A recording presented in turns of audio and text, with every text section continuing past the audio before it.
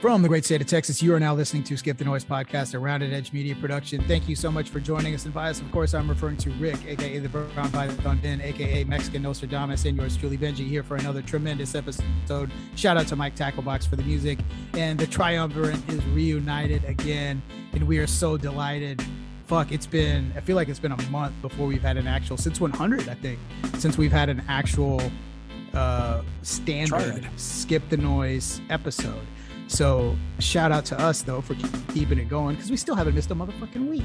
We just keep this shit going. We do fucking solo shows, two-man shows, whatever we got to do to keep it going. And so I want to take this opportunity to give props to you guys for holding it down the last couple of weeks. Magnificently, might I add, especially with the Uvalde show. That was a really fucking tough topic that hit very close to home for us in particular. So y'all did fantastic with that. Some good points, obviously a tough subject to cover, but y'all did. It was masterful. I was very proud to listen and edit that and put that out. That was very well done. So kudos to you guys. I want to point out, but when we were kind of doing a little pre-warm-up before we started recording, I wanted to give Ben props for, I don't remember who he was going in on, but you made a funny that really tickled me on the last episode where you said, you're like, yeah, I'm an asshole too sometimes. Just the other day, I drove my wife's car and I didn't even fill it up with gas. And I don't know who you were talking about before, but I don't know. That just made me laugh. And then Rick wanted to give special props for, this was dropped a fucking gem. I was on the Uvalde episode, bringing up the point where, a lot of people, you talk to people who, I do too, like when the Uvalde thing happens, I remember this specifically. And that's why this Rick's point sort of hit home, was that, I work with some younger people because of the industry I'm in. And they were like, I don't even want to have kids. Fuck this, kind of the reaction after the shooting, like, it's not worth it, right? Like the heartbreak is just you're setting yourself up for just even the potential that could happen is not worth. And Rick made a case for like why people have kids. And he's like, you have children, right? And you raise them. And, I guess that's the way to keep the human race going. So it's more than that, right? You draw from their innocence, and it enriches your lives in such a way that's hard to explain. So anyway, you don't hear people kind of verbalize that in such a strong way. So I just thought that was cool, but that's all true. The shift. Yeah, it is true. So to get back to business, of course, we got to lead the show with we still got to touch on this. It's still very relevant, especially in our home state. The Uvalde incident. Ben, can you introduce this about the I guess the gentleman that went in and apparently shot? I don't know. There's a lot of confusion around this. So another story another week, huh? Well, multiple retractions. Yeah, this thing just keeps getting better. Well, there's the funny part is that the timelines for this whole thing change like probably every other day. So, everything from whether the door was propped open to whether the door was open to whether the door could be open or whether there was even a door letting the suspect into the building. There is another one regarding the individual who has kind of been, I guess, heroized. I don't know if that's the right fucking word.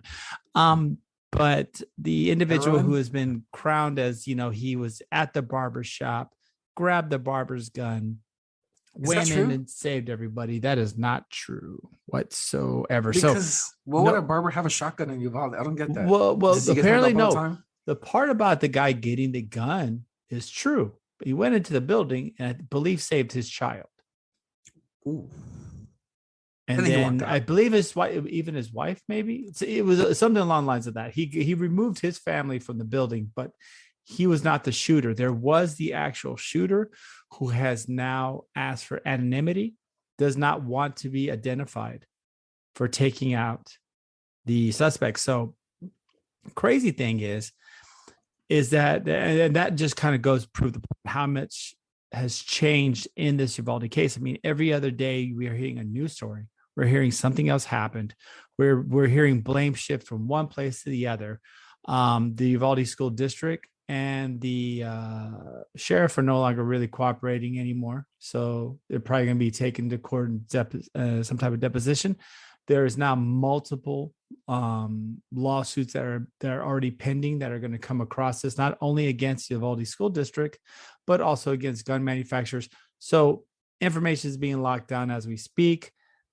What really happened that day? I mean, we'll eventually get a clearer picture, but the official story has changed several times. And so one of them, of course, is the gentleman we're talking about who was off duty. That was not the actual shooter.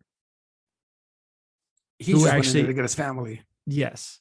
Oof. He didn't actually. So that hurts. Crazy part. I know. So they, we have to retract that because, of course, we want to have the happy story. We want to have the James Campbell or Joseph Campbell saying the characteristic hero, the person that the person that comes and saves the day. Unfortunately, there was not that with this particular gentleman. I think we're gonna come to find out that the dude probably offed himself and no one shot him. Probably. I'll be quite honest with you. We're probably going to figure out more and more that there wasn't really a shooter, because even the individual who is supposed to be the shooter was part of the Border Patrol Special Forces team or their SWAT team, and he did not want to be identified. So either did not want to be identified or is probably saying, hey, man, I didn't shoot him. No one shot him. Yeah, he probably offed himself. Yeah. He's like, hey, no one's going to shoot me? Exactly. I mean, the guy got bored fucking hanging out for an hour. Yeah, exactly. I mean, fucking these kids and their attention spans. But nonetheless, this wonderful individual, whoever who was kind of identified as such, set up a GoFundMe page under the guise of, I'm going to, on behalf of his family and them who have suffered because of the losses from the incident, and it raised $17,000. So yeah, I guess. Wait. What was it for again? It's $17K for what? It was raising money because of their traumatic experiences from losing people in this event. So is it for like a therapist for the whole town? No. It's for his family because they were traumatized. And it's up to $17,000. Yeah, dude. Holy shit. Oh my god. Yeah. So it's pretty scary and sad. And of course, this individual raised money because everyone thought, oh shit, this is the shooter. This is the guy who took him down. This was the man who charged in, guns blazing, probably half of a fade because he was at the barbershop, hadn't even got the beard trimmed up yet, just says fuck it. Goes all desperado, a la First Scene when he pops open the guitar case and just starts busting caps at people. That was not what happened. So it was apparently one of the Border Patrol special teams. But I'm going to be honest with you. I probably don't have to side with Rick on this one. The shooter probably killed himself. I think we won't find that out until way after the lawsuits start really coming down. That's the most likely. That seems the most likely thing. Yeah. Honestly, with all the other. We got a bunch of pussies at the door waiting. I mean, it's going to be at some point the Uvalde. Who is the head? What's the not Arredondo? Arredondo is going to come out and be like, well, the strategy clearly was that we were trying to let him bake in his own self-loathing and off himself. So it effectively we had that's what he punished himself. Right. That's what we were going for. Death is the greatest punishment. We were trying to isolate him so he'd his guilt and his anguish would. And it gets worse because the FBI actually issues training every department regarding these type of situations, and the actual training states that even if you're alone, your whole point is to neutralize a shooter. You must engage. And if you have a problem with engaging, then you should rethink your job. Well, you know what, this asshole who's on GoFundMe raising money for his trauma or bullshit, whatever. It's horrible. Let me ask you guys a question. Have you guys heard of Soulshine Industries? Oh boy, where's this going? No. Seriously, have you guys heard? Yeah, is that like Soul Glow? No. Soulshine Industries here in Texas. Have you heard of them? Soulshine Industries. No, I have not. Okay. The reason why I mentioned it is because these guys quietly and generously provided 19 caskets for free to the children. Yeah. But they don't, you know what? They don't make a big deal out of it. They didn't put this in the newspaper. Yeah. The only reason people know about it is because they were asking for volunteers to go and help them. Yeah. Because they needed to get this out in a timely manner. Now that's how you do charity. Yeah. And then also, they customed each one of them. Exactly. They customed each one of them. I saw that guy. They did like a special wrap and stuff. It was sad, dude. I couldn't watch the video, man. I saw these small little caskets with their, their individualized pictures, and I couldn't. No, I can't. Yeah, no, I feel you. I can't watch it. I can't watch that stuff. It's just, how do you work on that? I couldn't volunteer for that thing. I'd be crying the whole time. No, well, dude, I don't think the guy had a dry eye whatsoever. No. I mean, that I think, but see, those are the people that deserve to be recognized. They're from Soulshine Industries. They're actually, I believe, from the Valley. I think they're from the Valley too. In Edna, Texas. Yeah, that's in the Valley. Yeah, they're a custom casket company, and so those are the people that deserve for free, dude. Yeah, for free. Yeah, they deserve your respect. They deserve your admiration. If you're going to donate money, give it to them. Yeah, exactly. Caskets are not cheap. No, they are not. Trust me on that one. As having to have gone through a funeral experience in the last couple of years, this shit's not cheap, ladies and gentlemen. We're talking about like just basic shit, right? It's about $5,000. Just for the fucking box. And this isn't like the Star Trek Super Portal one. I mean, this is just a fucking box, bro. That's it. It's about $5,000. So what they're doing is probably about, in the given market, $12,000 to $15,000 per casket. I saw giving away 19 of them. I saw a casket there with Spider-Man on it. My son loves Spider-Man. I know. It's gut-wrenching, guys. It's gut-wrenching, and I'm not trying to harp on the fact, but this is what happens whenever, and I'm going to say it again, certain people should be police officers and certain people shouldn't. Yeah. And those people shouldn't have been there. Sometimes you have to know when to directly disobey an order. And sometimes you have to just know when to do the right thing. And those guys did not do the right thing. And you know what, to be quite honest with you, I feel sorry for them because they're going to have to live with that the rest of their lives. Yeah. So, I've gone past the initial anger phase and the meme phase. Now I'm just God, I feel bad for y'all because you're never, ever going to feel like a solid human being forever. All those police officers will never, ever feel like men or women ever again. No. And they don't deserve to.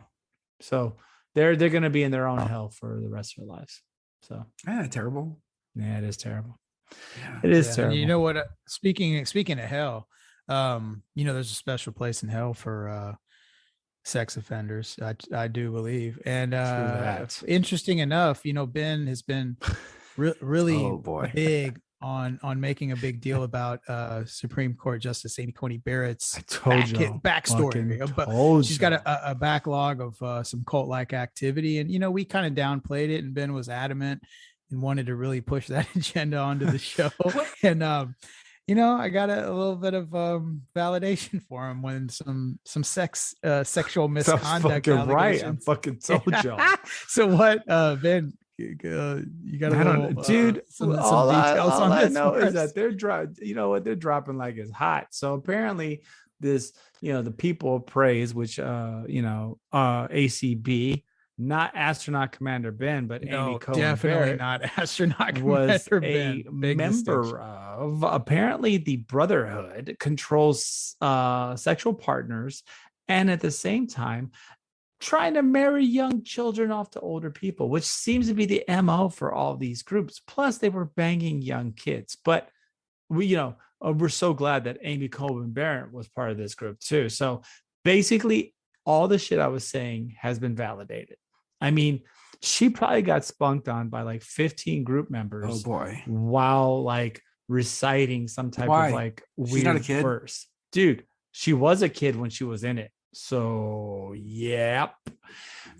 nonetheless, we have I guess put it this way. We have a Supreme Court justice who was part of a former like Branch Davidian type cult. What's the difference between a cult and a religion? I don't know. What is it? What is it? Okay, there's Because you know what? There's a big difference. Cults try to separate one from their family and community in order to maintain complete control. Okay. Through division, brainwashing. Oh, I read a whole. I mean, doesn't marriage do that? Well, and well, hold on, calm down, calm down. Okay, this isn't marriage counseling tonight. Okay, that's on Wednesday nights. Okay, not Tuesdays. Well, here I'll help Ben. I'll help you out quick to answer Wick's question. I think the distinction, because there is one. I mean, the separation, the secrecy is kind of the biggest differences, right? Like cults deliberately remove. There's a very deliberate effort to remove the members from overall society, whereas as fucked up as some churches are, there isn't really, like, for example, like Osteen, right? Like he's not as fucked up as we can all agree that his message may be, or not so much his message, but like the guy who's giving just the wants message, your money. Right? He's a hypocrite, Yeah. right? Well, he makes you feel good. He's a positivity. Right. He's a businessman. He doesn't control, like, in other words, his members aren't secluded from their communities and their blah, blah. Whereas like a cult, there's a deliberate effort and sustained effort to keep these people separate from outside influences. They're thus being able to exercise control over their minds and their situation. So that would be the dip. But you could argue, right, that certain religions may fall closer on the spectrum to cult-like activities. But this seems like a fucking cult to Ben's credit. For example, if I was nominated for the Supreme Court and they were like, and I was raised Catholic, I'd be like, well, you're a part of a religion that abused kids for 50 years. I mean, you're not wrong. Exactly. Okay, it's the same. It happens. Okay. Well, look. I have how no control about over this. The people of praise are about, I think Max at one point they had 1 million members.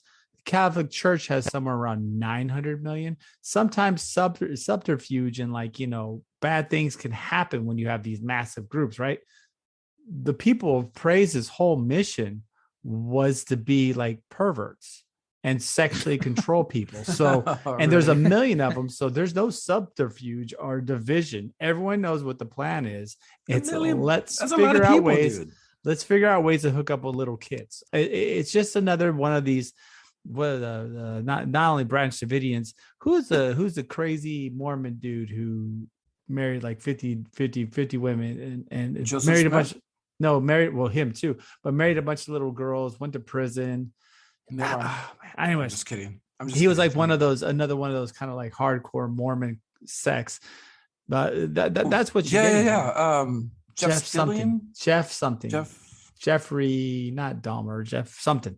Anyways, I remember that. Yeah. Yeah. So that's what these groups are. So we have a Supreme Court justice who is part of a real cult. It's not like your skull and crossbones clubs or Masons. This chick was in a real cult that deprives women of their rights. Warren Jeffs. Warren Jeffs. Yeah. This whole purpose of this cult deprives women of their rights. Oh my God. Instills a man as the head and the power. And what's wrong with that? Selects partners for the female members who they're supposed to be with. And at the same time is now facing allegations of sexual abuse of children, minors, and people. So I fucking called it, right? I mean, she was part of this weird sex cult, and now she's on the fucking Supreme Court. Yeah. Well, this is a little madness, dude. This is fucking terrifying. Just to give a little flavor to the story. Well, I just wanted to set up why this came out. Plenty of flavor on her face. There was some. What kind of flavor? I know it was fucking nut flavor. Milky seaweed, or what's the? She got smiggled on the daily. If it was a Bang energy drink, what would you call it? Hold on. So, but why this came out recently was apparently some court documents were discovered I think some sort of a custody battle where this woman, Cynthia Karnick, didn't want her 5 children to visit with her father, who was a member of People Praise. And so, hold on, let me read this one little excerpt so you can give a little sensationalism to the show here. So Cynthia Karnick stated in the document that she had witnessed Dorothy Rannigan tie the arms and legs of 2 of the Rannigan's daughters, who were 3 and 5 at the time of the incidents, and were allegedly witnessed to their crib with a necktie. So they're tying their kids to their crib with a fucking necktie. She also said that the Rannigans allegedly practiced sexual displays in front of their children and other adults, such as Dorothy Rannigan, lying with her clothes on and rocking on top of Kevin Rannigan in their TV room. So all kinds of weird shit. But anyway, I just wanted to make the point that the reason that this kind of came out was that they sort of uncovered these court proceedings involving the People of Praise. So yeah, it sounds pretty. Good job. Nobody's GOP. Denying, like anybody asked in the follow-up is denying that they said any of this shit. So they're basically like, yeah, that's what I said. That's what actually happened. Well, so ACB, it's a real thing, is what my point. ACB does not live in the compound right now. She lives in the regular neighborhood. She still lives in the compound. No, she does not. Yeah, she does. No, she does. She has a secret tunnel. I have on authority. She built a sacred tunnel. It's called the Tunnel of Love back to the facility where she stays every night. No, she stays in the neighborhood with her kids. She has protesters in front of her house. Okay. She's doing just fine. Yeah, she probably is. She is doing just fine. She's doing great. She's doing great. You know who's not going to be doing just fine? If Marjorie Taylor Greene his predictions are accurate. Oh God. You know who's not going to be fine is straight people. Rick, what did she say recently? What was her prediction? Well, her prediction was that straight people will become extinct. This is according to a Newsweek magazine article, where Marjorie Taylor Greene says that the gay culture in America has gotten so rampant that straight people are now an endangered species. It's not even possible. That's not even possible. That's not even possible. That's not even like.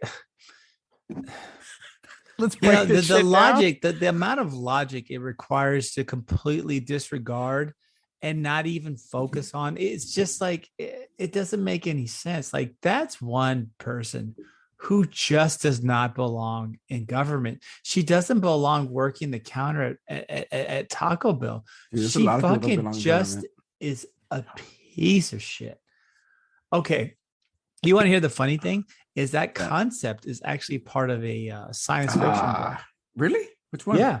It's called there's a bunch of books by I think it's John Scalzi, Old Man's War, where basically the concept is soldiers have to travel faster than light speed to get from one place to the other, and it throws off time frames for when you go light speed from one planet to the other. When you reach certain it's been generations since you got there. So there's one generation where him and this girl who had always been partners were light jumping. They got to this generation of time where basically homosexuality was the only thing. Like, nobody was straight anymore. Reproduction was through test tubes and stuff. So it's almost funny. It's like you're ripping off shitty sci-fi novels, first off. Well, and actually, no, it's a good sci-fi novel, but it was pretty fucking good. But I mean, you're fucking jacking that shit, and then just the concept that straight people are going to become. It's just. Well, you guys can't see the pandering. She says it'll happen in 4 to 5 generations. Oh, okay. So, all right, Marjorie Taylor Greene. That's not that long. So buddy. So it's our generation, our kids. Someone needs to sit her down with a cup of hot chocolate and tell her it's gonna be okay. By the time my kids become grandparents, there will be no more straight people on Earth. Oh my God! And this is not the truth. This is not the truth. And then on top of that, to make them an endangered species, which basically implicates that all the gay people will be hunting down the straight people. Because, I mean, what I'm saying? Like, why else would they be endangered? I mean, is it going to be a natural phenomenon? No, it's just. Well, it's indoctrination, presumably. Yeah, well, nonetheless, it's stupid. It's dumb. It's just, you see this continuous pandering to these wild ass concepts of this conservative movement. And it's just hilarious that anyone actually takes this shit seriously. Well, honestly, I really don't care. I really want people who are Republicans to go back to solving problems. Yeah.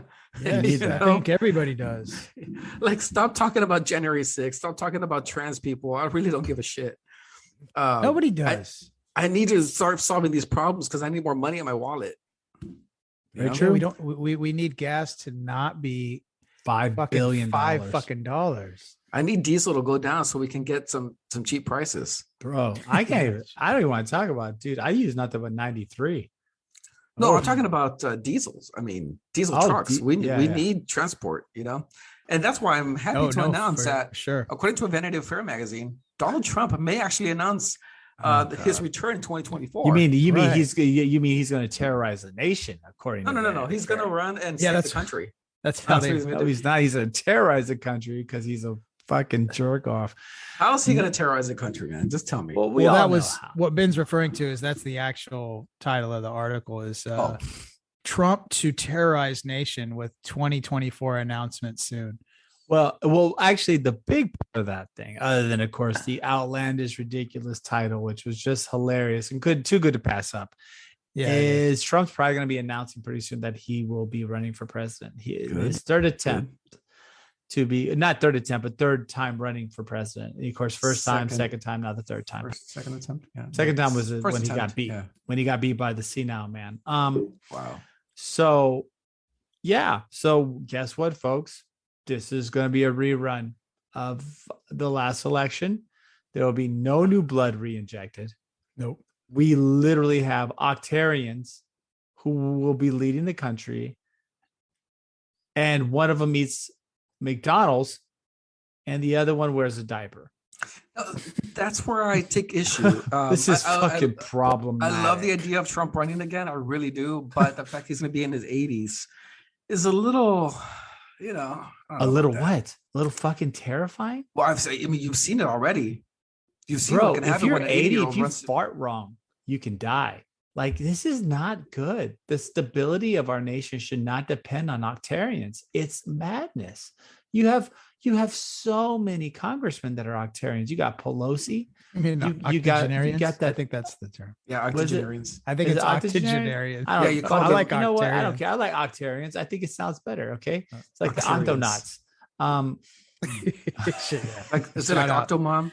Yeah, Octo-Mom. Oh, it's like the Octo-Mom. No, it's like the Octo-Mom. Octo-Mom. She could be the vice president. Exactly. Well, at this rate, she probably will be the vice president. And here we are, just fucking giving the country away to people that can't even hold their own fucking bowels. I just don't fucking get it. It's true. Fucking he's gonna win. He's gonna win. Well, 100%. I think it's pretty. I don't know. I mean, dude, I think understand. It's good. I don't know if he'll get his party's nomination. Who else would though? DeSantis. I don't think he's got. I don't think he's gonna run against Trump. He's the obvious other name, but I don't think he's got enough. Trump has a lot of fucking pull. I'm gonna throw one out there for y'all to suck a dick on. This one's this is gonna be my fucking like wow magic ball wild shit. All right, Cornyn. No, his introduction of this gun legislation. This is a guy who's always states slightly right of moderate. He just partnered up with a Democrat for gun legislation. How many Texas Republicans have you seen do that? None. Exactly. Cornyn is going for president. He's setting it up by trying to establish a moderate policy. He's going to show that he can work with Democrats. I think there's another player, guys. Well, if that's probably the right thing to do, but he's really got to run a good campaign for any. I think he will, just because of the name that the Trump name just pulls so much. He's going to be Trump's vice president. I'm telling you right now, Cornyn is going for a big move because, no, president or vice president. I think he'll be attractive to Trump because he'll, of course, secure Texas. But not only that, he'll be a moderate instead of, you had Pence, who was the whack job. Yeah. Now you'll have Cornyn, who's more the moderate, who may help rein the crazy McDonald's burger eating motherfucker in. Look, here's a problem with Cornyn though, and this is a personal the way I see him. Whatever happened, you know what happened with Lyndon B. Johnson and John F. Kennedy? Yeah. You know what happened to Kennedy? Yeah, that's what's going to happen to Trump if he picks Cornyn. Yeah. Okay, I see Cornyn as another LBJ. Oh, you think? Behind the scenes. Bro, you gotta be careful with Texas senators, bro, because they're I know they're ruthless. But they're gonna send you to Dallas. They're gonna make you wave hi to everybody, and then I don't know. I don't see Trump surviving Dallas. The Republican primary system. Do you? That's but I don't see him making it. Do you really think he can take? I think DeSantis smokes him. I think it'd be very hard for someone. I think Ron DeSantis and a John Cornyn ticket. Yeah, maybe. You have a moderate Republican, and you have a I want to say moderate, but slightly. Here's the thing, though. This is what's going to decide we're too far ahead. We're about 2 years ahead of this. But no, dude, I'm telling you, re-election starts before the midterms for the president. What's going to happen is this: Trump is going to show his true cognitive abilities when he goes in front of the media and they start asking him questions. Okay, if he starts bumbling like Joe Biden, no, he's not going to get the nomination. Okay, the only reason Joe Biden won is because no one challenged him during the primaries or the elections. Nobody challenged him. Very true. Yeah, nobody knew how bad he was cognitively. There were just rumors. It was a bit geriatric abuse. Yeah, everybody thought everybody knew it. Everybody saw it, but no one really knew how bad it was until he got elected. Right. So Trump is going to be put through the ringer before that because he's a Republican and he's Trump. Right, but I believe. Right. Yeah, that's going to be the deciding factor, I think. You think? I mean, I don't think so. I just think that the Republican Party now is so splintered. I don't think he can garner. I don't think people want to have the Trump era again. Like a lot of Republicans. Was it an era though? Yeah, it was. That was a rough time for moderate Republicans. I don't think they want that back. If you listen to did you see that Paul Ryan interview the other day? Former leader of the House, Majority Leader Paul Ryan, basically said it was just disgusting. He goes, it was madness that every Republican didn't vote to have him kicked out, to do something about the January 6th situation, because because nothing happened. Well, no, dude, they really went for it, bro. I mean, I think but it was delusional. It was dumb, but they really thought for a second they had it. And I think that I think that's the other thing that could weigh him down too. But I don't see Trump. I don't see Trump winning the Republican ticket. I really don't. I think he'll have to bow out gracefully, and then he'll campaign. But I don't think he's going to. I don't know. Trump, being the stubborn person that he is, he has to be forced out of the ticket. Forced. I think he's going to be. And with that, he's going to remove all his supporters, and we may just get Kamala 2024, man. I for sure don't see Biden running again. I mean, we can all, we don't see that. So, I don't think it's going to work. But apparently, they're not exactly on the best terms anyways, because the last time I checked, I think we're having some issues with assigning responsibilities. Is it really Kamala versus Biden, ladies and gentlemen? What do y'all think? What's going on with this, guys? You know who's going to be the Democrat ticket in 2024? Who? I know it. Chelsea Hunter. See, it'll be a Chelsea Clinton by Hunter Biden ticket. I'll be quite honest with you. I'd vote for Chelsea. I'd vote for her. No, dude. I'd vote for Chelsea Clinton. No, dude, I would all day. No. You know why? Because I know her dad's going to get the job done. By hook or crook, he's going to get that shit in line. No, the Epstein child molester guy, no. I don't trust him. He's going to do it. He's going to do it. Trust me. The 90s. The guy who had a portrait. Awesome. The guy who had self-painted portrait in Epstein's house. Oh, okay. Okay, whatever. You want to vote for the race war starter and shit. Okay, so no, dude, Chelsea Clinton 24. But I don't know. I actually see, if someone's going to come in, I see Buttigieg, somebody like that. Ugh. Yeah, they're going to go all in, dude. They're going to go all in. It's gonna see.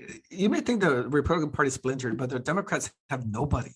Oh, nobody. The Republican, no, Democrats are not only splintered, they're leaderless.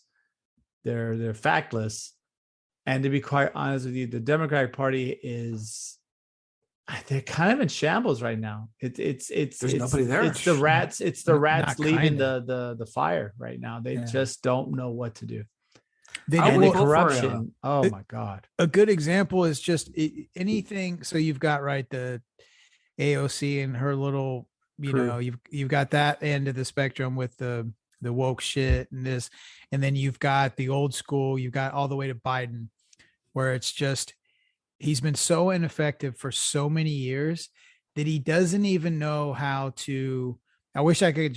There's examples all over the place. I just can't come off the top of my head, but it's it's so ingrained in their head to just keep the ball rolling and just blah blah blah blah, just lip service and blah blah blah. That when actual problems come up, they don't even have a clue as to how to put anything or any kind of policy in place to get anything done whatsoever. It's just fucking wagon fucking, you know what I mean? It's pissing in the wind. That's the expression I was looking for. Yeah. It's pissing in the wind and people can see through it now.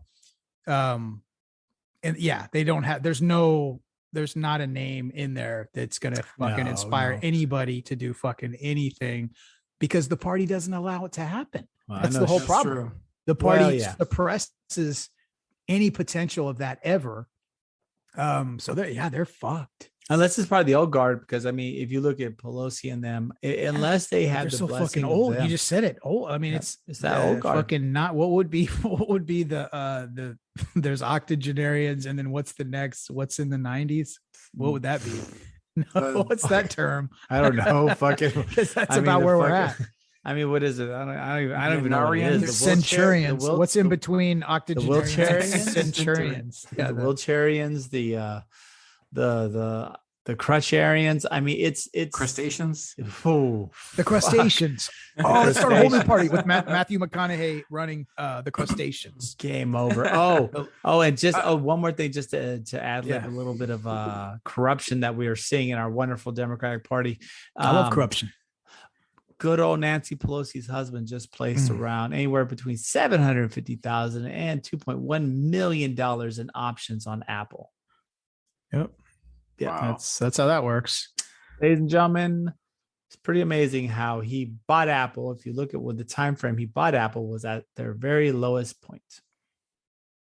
Yep, I'm sure he had no insider information whatsoever on anything like that. So he just is in front of he's in front of Rebull or Robinhood, just like all of us. Yep. And that's all he does. You know? Yep. And the options game. I don't know if anyone's ever fucked with those options. They're crazy. It is fuck, man. Oh my God. It's like to understand those. I had a friend who does that shit. And every time he explains it to me, I literally look at him like, no, exactly. I understand human physiology, biology, I understand drug chemistry, I understand chemistry, organic, physical. I understand all that shit. But when you try to explain to me options, I almost have that caveman moment where I want to start smashing shit because I'm so angry that I don't understand how to make fire. I don't fucking get that shit. It's crazy. So this dude just sank that much money in to me is the same shit that made the power ring and Lord of the Rings. I don't know that magic. I don't understand what the fuck you're talking about. And that dude's playing those games and guarantee you he makes $10-20 million off those options. Yeah. And remember, go ahead, Rick. No, I was going to say with those options, I tried to watch a YouTube video on this shit. It was an hour long. I think I got 10 minutes into it and I fell asleep.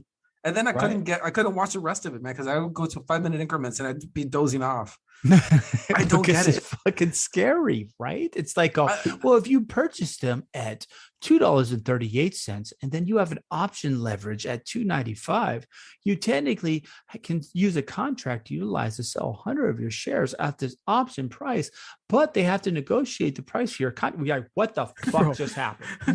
You have to be a fucking asshole to even understand exactly. Who has the time? Oh my God. I mean, I get it.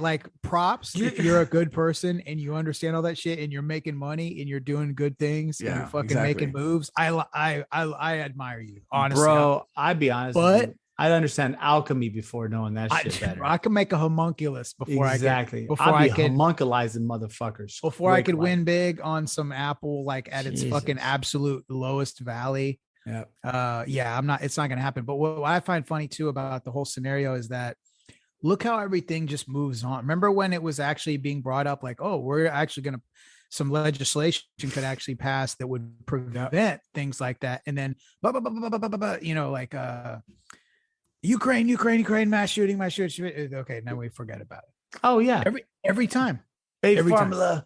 Someone. Oh, right. But baby formula. Oh, fuck. We haven't talked about baby formula. Super AIDS. Super AIDS. Monkeypox. Monkeypox. You can only get monkeypox from going to gay raves in Sweden. Yeah. Fuck. Or either that or Florida. Water. There's no water. Some shit. It's fucking crazy. But moving on. I do want to touch on this because I thought this was cool. So I have to kind of give shout out to Breaking Points with Sagar and the other chick. Crystal. Whatever her name is.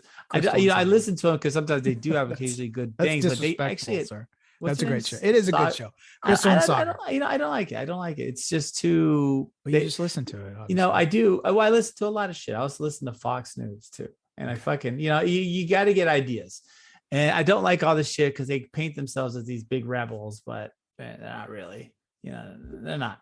No, so the real rebels are the STN voice. Yeah, that's what I'm saying. From the great state of Texas. Come on. And I guarantee you they copy half the shit we say. I find that it's kind of funny that they're uniquely like people are uniquely stating things we say that are actually kind of unique points. But anyways, moving on. One thing they did touch on was rent increase.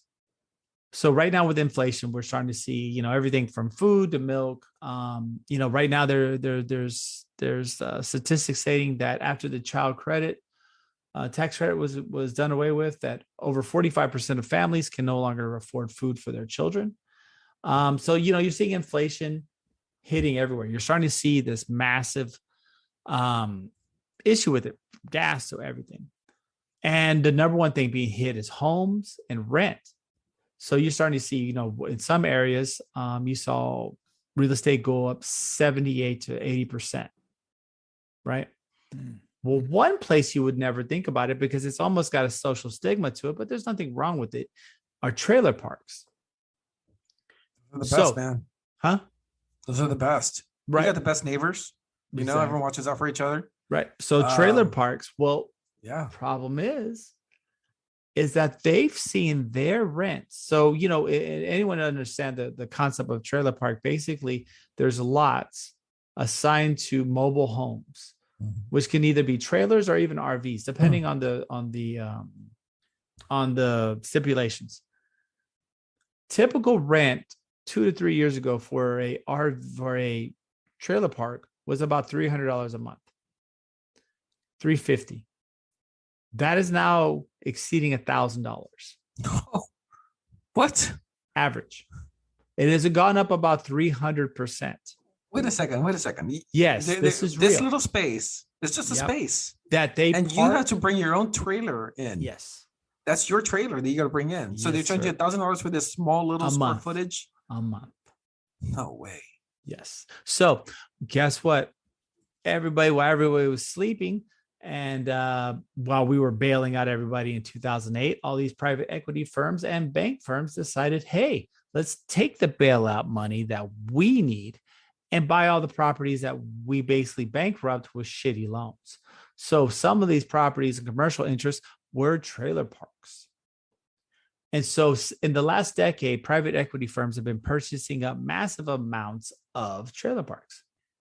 And also, of course, commercial properties and standardized single person homes.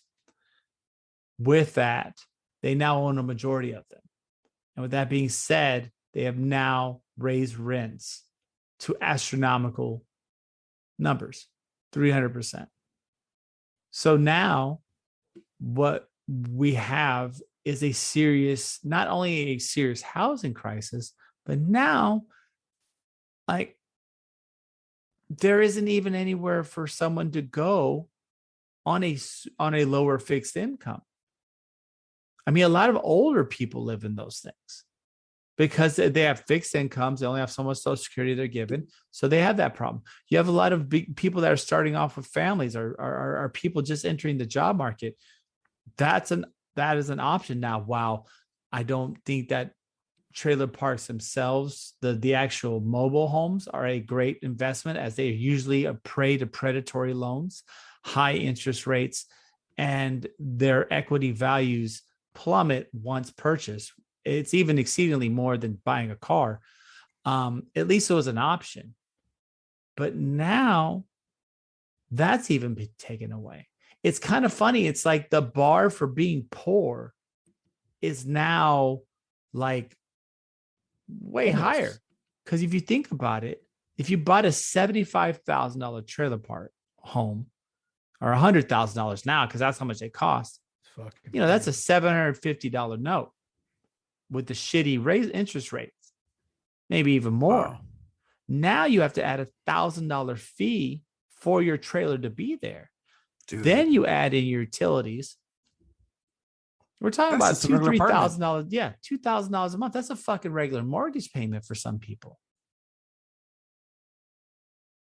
That's scary. Because now where the fuck does anyone go now? It's like they're squeezing the bottom. They're reestablishing what poor is. Like poor isn't just poor now. Poor is fucking destitute. Poor means you literally have nothing. At least poor, you had some communities, you had low-income housing, you had a chance. But now, poor is quickly becoming middle class. Because $2,000 a month is a lot of fucking money. Wow. Yo, that's a lot of money if you have a stable, like, decent job, double incomes. Yes. We haven't talked kids, bro. Yes. Or what if people's on disability and that's all they can't work, so they have to rely on a fixed, a check from the government. Where the fuck do you live, dude? It's good. We're maybe not even. We're very close to just basically having fucking shanty towns. Oh, but we don't even have here's the fucking thing. I think I brought this up a long time ago, but it's like we don't even have the cultural capacity.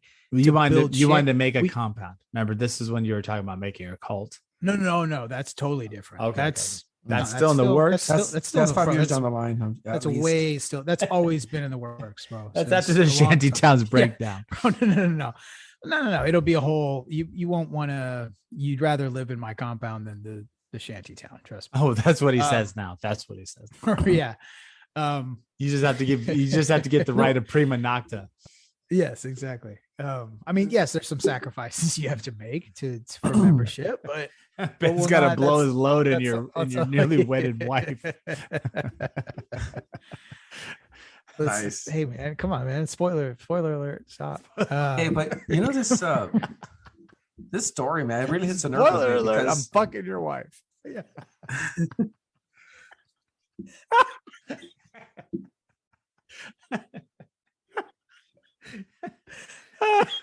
I love that spoiler alert. That was so fucking awesome. Spoiler alert. I'm fucking your wife, homie. But it's cool. It's cool. You have somewhere to It's stay. all good. You don't have to listen to it. You can go outside while I'm doing it. Oh, you're contributing to a greater thing. So, oh my god, it's a noble thing you're doing, sir. Anyway, go ahead, Rick. Sorry. I love it. No, I was gonna say this trailer thing is kind of it's kind of bad, dude.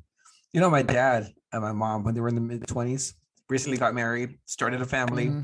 They started off in a trailer. They bought a mobile home, dude. They lived in a lot, and that's how my dad was able to save up money, get a job, go to college, and we moved out there eventually. But that was what you did when you were poor and you wanted to get out of the situation you were in. Now you don't have that anymore. So exactly. What do you do now? Saying. You have to live in your car now and then work your way up. Pay $100,000 of tuition just to make a better situation for your family. Exactly. That's No, what I'm it's fucking saying. There isn't like my the dad went to community base level college. is really getting high now. With four kids, he had to go to community college for the first 2 years, and then he had to go to Texas A&M. But he could afford it. It was like $20,000 for tuition for the entire 4 years. Yeah. That's like one semester. Like fuck. Oh well, yeah, fuck, no, that's dude. 1 semester. Yeah, when I went to college, I think Without books. my total was 13,000. 4 years. Yeah. I mean, fuck. This is back in, like, I graduated college in 2001. Yeah, 2001. Yeah. When I went to when I went to UHD, I just like paid my shit on a credit card. Right. And you can do that. You know what I mean? Yeah, fuck it. Yeah. Like I went at the beginning of, at the beginning of each semester, I just went to the financial office and swiped the card. Like, okay, I'll figure it, Yep. I'll figure it out in a month. Yeah. But you feel me though, right? Like this is scary. This is scary, ladies and gentlemen. We're literally reinventing poor, or reinventing the starting point. And it's scary because this puts a lot of pressure on a society. And it's guys, there's a lot of bad things that happen when the bottom is fucking squeezed. Oh, real bad. Yeah, real fucking bad. Don't let them eat cake. You know what I'm saying? I mean, French Revolution proved it. Russian Revolution proved that you cannot continue to squeeze the bottom half, because when you make it completely unbearable, you will have problems. And it's just so sad. I really, really, really do not like how this is going down. And I don't like how private equity firms and banking institutions that we bailed out in 2008, we bailed out with the stupid loans that Trump gave. We have bailed out. Bush gave it. Huh? Bush gave it. Bush gave those loans. No. Trump did also with the COVID packs. All the money that they've given to private equity firms, all the money they've given to banking firms, and all they've done is turn around and then take away the American dream, even though we're the ones who saved them. It's not only ironic, it's just evil. So, yeah, man. So please remember, shit's getting more expensive. Stack your pennies and your chips, ladies and gentlemen, because guess what? One day you may really wish you could live in a trailer park. Yeah, that's going to be the ideal scenario. Not only that, but like, what's really sucks is, we talk a lot of shit about California, but man, the people that live in California, fuck, man, they're in a raw deal. You look at like Los Angeles and Northern California, the Bay Area with the homeless fucking situation. That's it's coming to the rest of the country. Just wait. Unfortunately, and I think with that we'll probably go into a break. But yeah, it looks rough on the horizon. People, multi-family dwellings is probably going to be the norm. You're going to be living with, me being in, well, let's just say that in this fictional scenario, you could have like, realistically, you could have like 3 or 4 families buy a house together. Oh yeah. And split it up. And this is reality. That sucks, man. It's shit like that is going to be happening. Or like, I might add to my property, the Skip the Noise shed, which sits luxuriously in my backyard right next to my herb garden. You humble beginnings for a glorious cult, but that Skip the Noise shed, that may be where, maybe a single family dwelling at some point. So anyway, if you're interested, if it's getting tough out there, boy, you know where to find me. Instagram. Yeah. Just make sure you don't bring your wife there with them. Skip, probably a bad move. I'm not gonna lie. Skip _ noise _podcast. See you like rapping on the door. It's payment time. Yeah, right. It's the 15th. Let's someone talk about gets your to sleep options. someone gets to sleep in the big house. Yeah, that's right. That's okay. We'll sit around the dinner table. I made some Cafe Du Monde, some coffee. We can talk about your options here as we approach the 16th. But anyway, before we start accumulating those late fees, with that, I think we will provide some groovacious tunes by the young, handsome Mike Tacklebox this evening for the interlude break. So we've got great stuff coming for you. We'll try to lighten the mood a little bit. I feel like we've been hitting this shit heavy, and like I like to sprinkle a little personality to add a little brightness, a little silver lining to the doom and despair. So we will see you on the other side of that arrangement. Peace. Peace.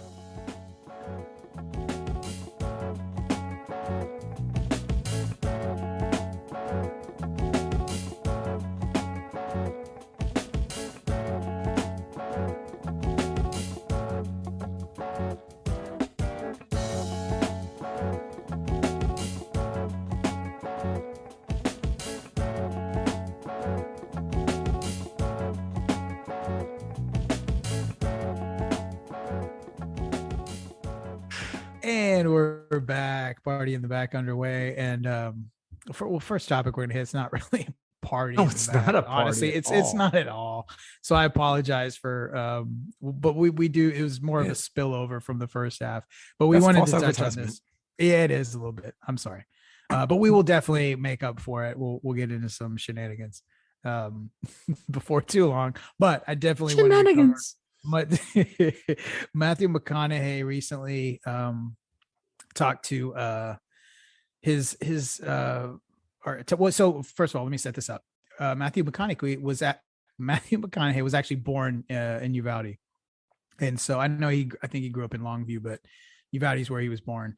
So anyway, obviously he has quite a bit of interest in the shooting that happened. So, and obviously he had some political aspirations of his own. I just want to play a little bit of a clip from he spoke to Texas lawmakers in a plea, right, for some sort of action to be taken, because at this point, let's be honest, this is still with this severe of an event, everybody's still just kind of jerking their dicks, and back to what we were talking about before. Am I wrong? No, I just like how you said. I just got a picture of all these dudes fucking jerking their dicks. But yeah. So I just want to play. So what I was struck by, and I highly recommend everybody go to YouTube and play the actual full talk he gave, because it's let's be honest, this guy's an actor. He's got a very strong grip on how to speak and how to be dramatic, and it's a fucking heart-wrenching talk that he gives, and how he sets this up with the families and everything. Anyway, I just, like I said, for the show, I wanted to play a little bit of this, and then you can go kind of watch the rest on your own. But this is McConaughey. We also met a cosmetologist. She was well versed in mortuary makeup. That's the task of making the victims appear as peaceful and natural as possible for their open casket viewings. These bodies were very different. They needed much more than makeup to be presentable. They needed extensive restoration. Why? Due to the exceptionally large exit wounds of an AR-15 rifle. Most of the body so mutilated that only DNA test or green Converse could identify them. Many children were left not only dead, but hollow. So yes, counselors are going to be needed in Uvalde for a long time. Counselors are needed in all these places where these mass shooters have been for a long time. I was told by many that it takes a good year before people even understand what to do next. And even then, when they become secure enough to take the first step forward, a lifetime is not going to heal those wounds. Again, you know what every one of these parents wanted, what they asked us for? But every parent separately expressed in their own way to Camilla and me, that they want their children's dreams to live on. That they want their children's dreams to continue to accomplish something after they are gone. They want to make their loss of life matter. But we heard from so many people, all right? Families of the deceased, mothers, fathers, sisters, brothers, Texas Rangers, hunters, Border Patrol, and responsible gun owners who won't give up their Second Amendment right to bear arms. And you know what they all said? We want secure and safe schools, and we want gun laws that won't make it so easy for the bad guys to get these damn guns. All right. So there you have that. And then once again, I encourage everybody to view the entire thing. It was quite a moving talk or speech, whatever you want to categorize that as. But anyway, food for thought. I do think, obviously, it's tough when you've got Hollywood actors more inspiring than our leaders. So that was the thing that struck me out of all the things. And he referred to those green Converse earlier, and he had described how one of the victims, he went into her, after speaking with her family about how, he told this whole story about her, her hopes and dreams and these green Converse. And then he, cuts really quick to his wife. The camera pans over and she's holding them. And then he immediately goes into and that was the only thing that they could identify her by. So very impactful, very hard to listen to, but at the same time, kudos to him for taking the time to do that. I kind of wish at this point he was able to follow through on his political aspirations, because I think regardless of his experience at this moment in time in the United States, we do need people that can inspire its citizens to take action. And this is, look, there's a lot of places around the world where there's no opportunities to express your voice. We do actually, as jaded as we may be, we do, by the nature of our laws, the power exists for us to take these things over. We just got to act. So anyway, we can move on from that. I just wanted to make sure we caught that on this episode, but lighten the mood a little bit.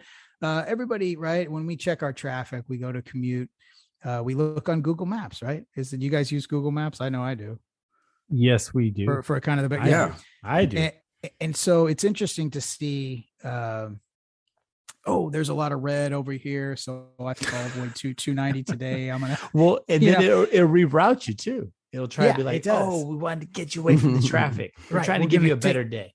We're going to take you the best. Exactly. Your better day. You're going to have the smooth sailing over here. This is going to take approximately 32 minutes and 52 seconds for you to get, I mean, we buy it, right? And it's pretty, but you know how that's based, Rick? How do they calculate that? How is that actually done? Oh, okay. Well, what ends up happening is that Google uses the app on people's phones, because everybody has it on their phones, and they calculate based on how many phones are within a certain line of traffic and how fast these phones are moving. That's how they calculate traffic. So if your phone is moving at 4 miles an hour and so is the guy behind you, then it starts turning red. Okay. But if your phone is moving at 70 miles an hour and there's another guy who's, half a mile away from you, still moving 70, then it's green. All right. So there was this guy in Germany who did something pretty epic just to fuck with people. He had nothing else to do and had no other function but to fuck with people. He took a wagon, and it took some effort, actually. He got about 90 cell phones with 90 SIM cards, 90 different contracts. And he put him on a wagon, and he just walked around town hauling 90 phones on his little wagon, all with Google Maps open. And he created red lines on empty streets. That's so awesome. Because of this. Yeah. I'd love to have that kind of time and money, man. Oh God. Could you imagine that? I mean, what did it take to get 90 SIM cards for these phones? How did he do that? It can't be that. He just got all the burner phones that all the people threw out the back windows when they're cheating on their spouses or some shit. Yeah, dude. Like the Breaking Bad phones. That's probably what he did. That's a solid explanation, Ben. Bro, that's what he did. He waits outside of houses and he catches the burner phone. And then he just continues. It's like a Google Maps there. The Google Maps Johnny Appleseed or some exactly, shit. Like, bro. Was it like a red? Was it a Red Rider wagon? It was. Yeah, it was a Red Rider wagon. It was a Red grandkid or something. Dude, was it really? That's awesome. So he just walks around. So I'd love to do that, man. I'd like to go down Westheimer or something, or like in the mornings, you know, people who are in traffic. That's a great idea. Well, or just leave them there and like pay someone to walk up and down your traffic route a little bit, just so that everyone's like, oh shit, there's serious traffic, and it's just you. Dude, you know this could make because Google's will reroute them automatically. No, check this out, man. I got another idea. What if criminals use this tactic to divert the police from going a certain street, and then they make that street their getaway? You know what I mean? Oh, that'd be Yeah, cops aren't going to go into streets where the lines are red. They want to get to their place fast. So you put a bunch of cell phones in these streets that shows red, and the cops have to go around these streets, and it takes longer for them to respond or even catch you. So anyway, I'm just saying, you know where the streets are going to be clear, but the cops are going to see red. Bro, that's some heat level. That's like some heat level heist shit, bro. Okay, that's like when Val Kilmer pops out. They're just like busting caps like a motherfucker. That's heat shit, dude. I don't think someone robbing the 7-Eleven is gonna have 99 cell phones trying to run interference so he can get a couple extra scratch offs. I mean, if you run in and serious shit, if you run in, knock over a pawn shop and steal some jewelry, you know, you want to take that with you. I don't know. The whole camera thing is what gets you, you know. It's no longer the Wild West, but I feel you. That would be dope. I would love to do it just to fuck with traffic. I would just love to just see how, you know, you could paralyze a city with this concept. Think about it. Yeah. You get 50, 60 individuals, 90 phones a piece. You put them on every major freeway route, side street, and you make it all look like it's red. Yeah. Oh my god! Well, dude, that's Houston anyway. Yeah, no you don't need that. Yeah, right. Yeah, it's just red, red, so it doesn't really make a difference. Yeah, but nonetheless, the thing about it, you could paralyze certain parkways. You could do stuff like that because you know, Google's going to try to lead you around it. Yeah, and at the same time, you're like, oh fuck, there's fucking traffic on Westheimer. Shit. Okay, well, I'm going to take this street. They can funnel. I mean, think about it. It could even be a way to like get more advertising for your business. You know what I'm saying? You funnel people past your place of business, or, you know, let's say an advertiser wants to pay you to do that. Oh, hey, I have this billboard. I want more people to see it. I want to make it look like this one street sucks, but the street with the billboard is better. So you can double the amount of people that go by the billboard. Or you want to kill your competition and you just put the cell phones in front of his business. Exactly. Exactly. It's like, fuck, I'm not going to Pete's fucking house of pies. Fuck that shit. I'm that's red, man. This I'm gonna go red. Over to IHOP First is communist. Yeah. You know, so much traffic over there. I'm gonna let's reroute. Let's go down a let's exactly. Fuck that. I'm gonna go to IHOP. Get me a double stack. So now that I'm thinking, I've never put this much thought into this, but so when they have like a protest and there's fucking 1,000 people, does that fuck up the it does. Oh, definitely. Or is it based on speed? Like, in other words, if I took a bunch of people to walk with me and go on some sort of a urban hike, as it were, with a shitload of people. Okay, urban hike, aka getting to the compound. Yeah, yeah, something like that. Would that cause such a traffic jam, or would that red it up? It would show the density on that area of that route. So no, it would definitely fuck it up. Should be the goal. Maybe when it gets cooler, maybe in the fall, because it's hot as fuck. Right? Fuck. And nobody walking anywhere. I mean, I'll do it because I'm a fucking weirdo, but like nobody's coming with me right now. So we'll have to wait until it gets cooler. Fucking dude, things are falling out of this. The animals are gonna start dropping out of trees pretty soon. But yeah, so I thought that was fucking awesome. I thought it was awesome, dude. I thought when I saw that, I was like, holy shit, this guy's straight punk rock. You can't. He's beat onto that, something, right? No, he's punk rock, dude. He's causing chaos and anarchy just for the fuck. Yeah, he is, man. He's really causing some fucking anarchy. Dude, I wonder, like 1970s punk rock, bro. Is he? He's an older guy too, right? Yeah, he's an older guy. This dude is true punk rock because he knows exactly what he's doing, and it's just chaos and anarchy just for the fun of it. Love it. All he does is pull a wagon full of phones. And guess what? The best part is he's getting his exercise too, right? He's right, going for his walk. Yeah, fucking and then if anybody stops him, he's just what? I'm just walking with my wagon. Like I'm walking my phones, guys. It's not illegal. Steps. I know exactly. There's no law that says you can't walk with a wagon full of phones open to Google Map. Right, but nonetheless, that dude's fucking. There will be now. I like this guy. He should definitely be when we eventually get the STN Hall of Fame. He definitely deserves to be up there. Yeah, he's up there. Him and the alchemist, the Russian alchemist that made the Rasputin for sure. Yeah, it's gonna be this guy Rasputin. Pretty sure McConaughey will be up there somewhere. Jeremy is on there. Yeah, Jeremy. Yes, Jeremy for fuck. Probably charter member. For Get sure. The Noise Hall of Fame. For sure. His frame's gonna have like some like jewels around it. It's gonna be pretty nice. And my tackle box, of course. And my tackle box for sure. Shout out. And then just Rick's dick. Well, just a picture of it, just surrounding all of the pictures. Speaking of Jeremy, I wanted to bring. And I thought you were about to say, speaking of Rick's dick. I was like, this is going to get deep. Well, no, it is going to get deep, real deep. We have to give Rick. Speaking of that, we do have to give him about 48 hours notice. Scheduling's been a little tough, primarily just because of my work schedule and the fact that Rick needs about 2 or 3 days lead time to get his dick hard, because all that blood could really cause some catastrophic things. Kind of like the German rebel with the cell phones. Black out sometimes. A lot of anarchy, and it really fucks up Wi-Fi signals throughout the region. I heard it shifts tides, man. It can shift the tides. It really can. If he doesn't get a boner between the hours of like 11 and between 11 and 1, he could definitely fuck with the Earth's tidal. The Coast Guard calls me to assist in searches. I know. They're just like, hey, dude, we got something stuck at the bottom of the Marina Trench. We're gonna need you to fuck the Earth again. We need some perspective, so we need 2 or 3 agents to climb up on your dick, your fucking balls, to get a better slide down your shaft to the bottom.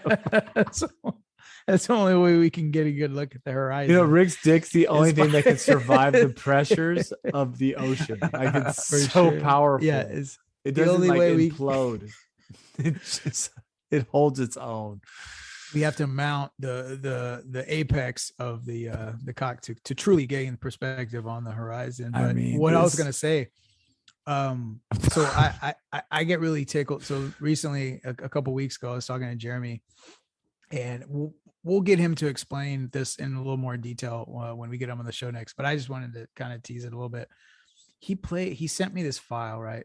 So Jeremy grew up in Pasadena, and around that time, there was kind of the punk rock scene, the hardcore guys. And, back then, right, there were these there was like the skinheads so anyway, he kind of painted this whole picture for me. It was really epic, like how he set this thing up before he actually sent me this recording.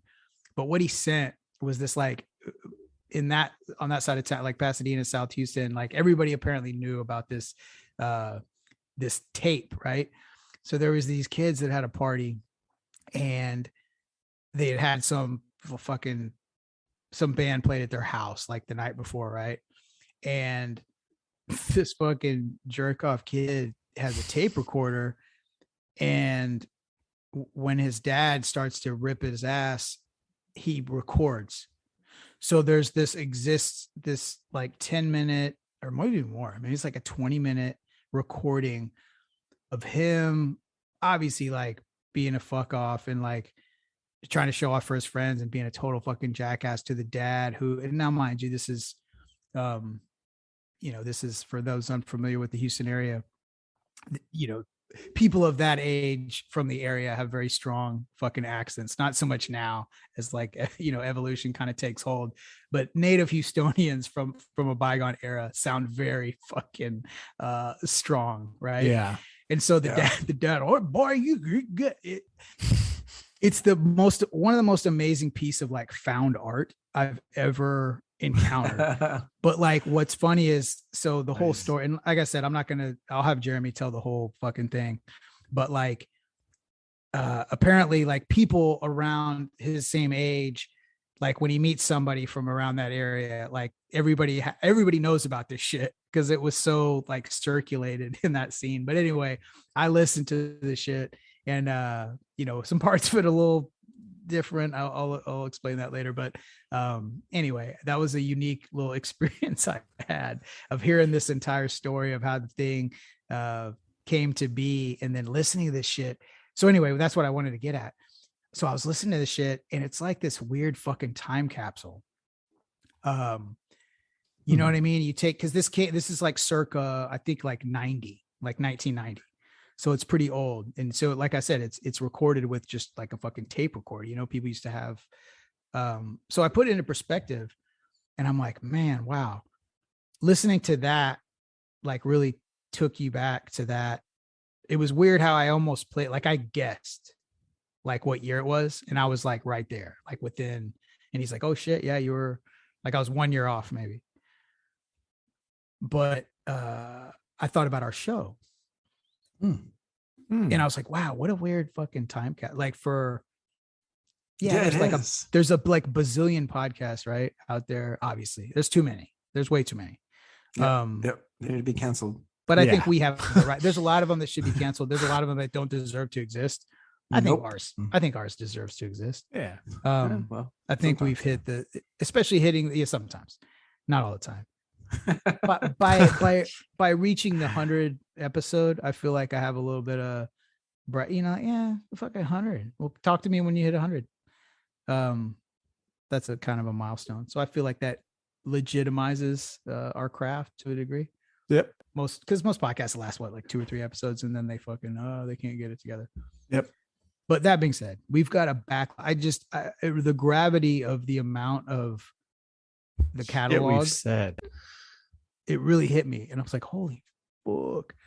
And I started thinking even further, like, what if my like grandpa had recorded a show, Dude, right? Like awesome. when he was, right? And you go back and you have access to all these thoughts and opinions that are shaped by the era that it existed in. And so anyway, it was just like, wow, so anyway, motivation to keep going and keep this thing rocking and rolling.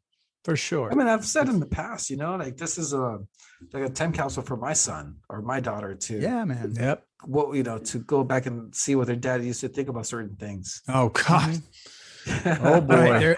That's for better or for worse. Yeah, for better or for worse. Oh, I mean, they may be disgusted and never talk about me again, or they may agree. Who knows? Yeah. And then my wife just listened to this show, so she has to explain to them what Daddy really thought. Oh boy. I can imagine what they're going to say about the horrible things I said. Jesus. Honestly, though, have we really said that many horrible things? We have opinions. Maybe. Oh. But either way, I think I do think, there's something special we're doing here. So we're going to keep fighting the good fight, keep doing what we do. Skip the noise. It's fucking true, dude. Yeah, we are real. Just keep skipping the fucking noise. Just keep riding your Red Ryder wagon with all kinds of cell phones. Skip to your loo, motherfuckers. Burner phones and do what you got to do to massage parlors and burner phones, ladies and gentlemen. That's right. Whatever you got to do to get to your day. That's right. Any combination thereof. Rick chimed in on the massage parlor. You had him at massage parlor. He's like, what? What do you mean? $25? Wait. Oh, did somebody say massage parlor? What's going on? Are we talking about something? Oh, y'all want to go? Let's go. Let's do it. It's inflation. You're talking $500. I think is probably the going rate at this point. Oh, fuck that, dude. That's maybe. I don't know. I have no idea. I'm not for that. Sure, you don't. Sure, that $500 kind of just rolled off the tongue pretty quickly there, sir. Well, if you're a gold member, then you get a little bit of a discount. Oh, but, sweet. I think is what I've heard. Oh, you think? That's what your friend told you. That's what my friend told you. Actually, dude, no, I'm lying because there's no fucking way I could even afford anywhere remotely near that. Even if I had the incentives of doing such a thing, fuck that. I'm too cheap to even indulge in that. I think it would be so sad. I think it would be so sad. I ever tell you the story about a friend I had that you know who they are, but I won't mention names. I had a friend. Fuck that. Air them out. No, I'm kidding. Huh? This is fucking crazy. So my friend was going through a rough time. I won't name exactly the situation, but it involved like the end of an era in his life. Okay. And so he was stressed out. And I had always told him, dude, massages are great because I always got them, and real massages, not like the ones that Rick gets. But like he's like, so one day he's driving, he's super fucking stressed out, and he sees this place that says massage parlor. He's like, you know what? Yeah, I want to go. I'm gonna get a massage. So he drops in, goes, and he goes, yeah, I want a massage. And of course, it's an ethnic person that begins to give him a massage. Well, halfway into the massage, she starts to, rub everything. So he's completely naive to this whole concept. He doesn't understand exactly what's happening. So she starts like, grabbing his shit and starts saying, do I make you horny? To which point she then starts like whacking him off and then whacks him off. And so like, I always fucking find it unbelievably ridiculous how crazy that must have been for a dude who's just like, oh yeah, I'm going through this shitty time in my life. Everything's horrible. Oh, one of my good friends tells me to get massage. I go into a massage parlor and now I'm partaking in prostitution. So like he says, he goes, dude, I didn't want to stop her because I was so just freaked the fuck out. I didn't want to hurt her. She's just like grabbing me and just like fucking working it. So of course he enjoys it to completion. And it's just like he goes, it was so just like cashier like. It was like, okay, you're done. Money. And he's like, oh, okay. So he fucking ends up like getting the works with the happy ending. And to me, I was just like, what the fuck? Like, how crazy is that? And the sad thing is, there's so many people who do that on a regular basis. Oh, dude, those play. I mean, they're probably. I'm not in and around. Obviously, I'm out here now with the family and in the burbs and shit. But yeah, when I was younger, living in the city and stuff, those fucking places, like were everywhere. Remember, every strip center had one in the thing. Oh yeah, and it was a jerk. It was totally fine. Like nobody. Yeah, it was. Well, I told you down the, when I used there's as common as like CBD places are now. Oh, right. Well, I told you where I used to, when I used to live in my other life, the home I lived in was in a very nice neighborhood, right? 5 houses down across the street, I see well, not me, but someone that sends me a video of a bear cat taking down the front door and the cops rushing in because they were using the house as a massage parlor. Wow. I shit you not. So you would see cars parked there, different cars all the time, but we just thought, whatever. They're friends, It was a massage parlor. And one time they threw this massive party. I think that's what finally got them busted because it happened a couple of days later. But they threw this massive party and it was just, those girls' arms must have been exhausted. There was like 100 dudes up in that place.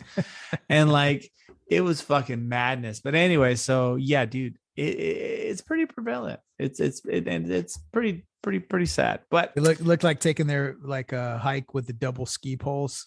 Oh yeah, bro. These chicks had some triceps, some delts. They were fucking stacked.